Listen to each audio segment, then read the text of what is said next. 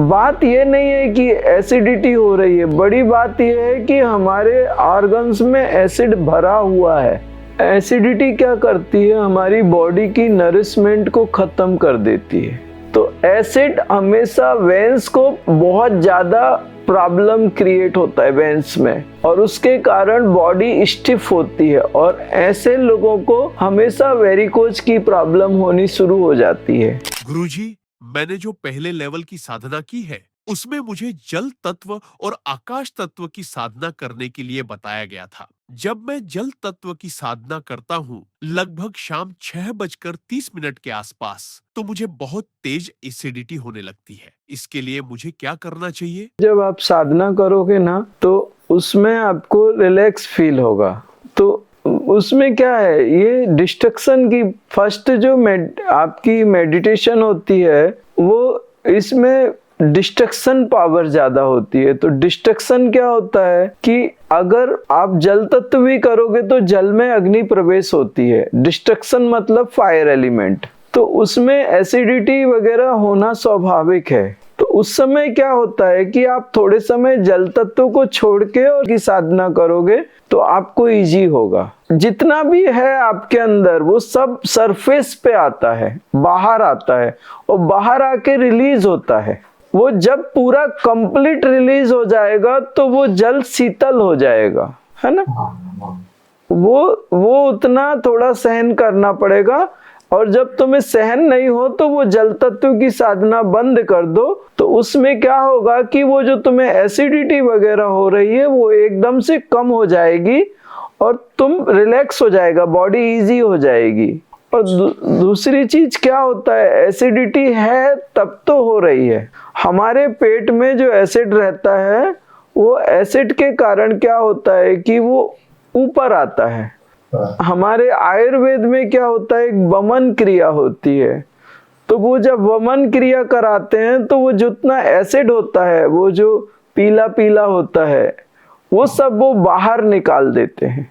तो उसमें कभी कभी किसी किसी को 1-1 लीटर एसिड जाता है, आधा लीटर, 1 लीटर इतना निकलता है। वो पानी पिलाते हैं, औषधि पिलाते हैं, उसके साथ वो एसिड आता है। तो वो हमारे यहाँ आश्रम में भी जब हमारे डॉक्टर्स ने कराया तो वो बहुत निकला। तो वो शरीर के भीतर है तो वो उछलता है, अगर ना होता तो कैसे उछलता था। बात ये नहीं है कि एसिडिटी हो रही है, बड़ी बात यह है कि हमारे ऑर्गन्स में एसिड भरा हुआ है।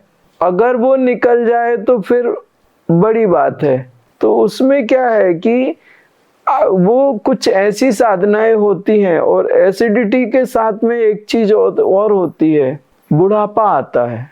एसिडिटी क्या करती है, हमारी बॉडी की नरिशमेंट को खत्म कर देती है। और दूसरी चीज, बड़ी चीज एक है कि एसिडिटी जिन लोगों को होती है उन लोगों की एक तो बाल गिरने की समस्या हो जाती है, और दूसरी चीज क्या होती है, बॉडी की मूवमेंट इजी नहीं होती, बॉडी स्टिफ होने लगती है। उसका एक रीजन है कि अगर एसिड है बॉडी में, एसिड है तो वो जो आपके हार्ट में एक आर्टरी होती है और एक वेन्स होती है।